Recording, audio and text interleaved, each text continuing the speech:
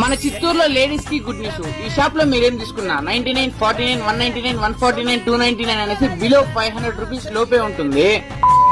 మామ దీప్తి ఫ్యాషన్స్ అనేసి మన మురకంబట్టు అపోలో కాలేజ్ ఎదురుగా నాకు తెలిసిన ఒక షాప్ అయితే ఓపెన్ చేశాడా. షాప్ లో లేడీస్ కి డిఫరెంట్ స్టైల్స్ లో ఫుట్ వేర్ అండ్ డ్రెస్సెస్ అయితే అవైలబుల్ లో ఉన్నాయి.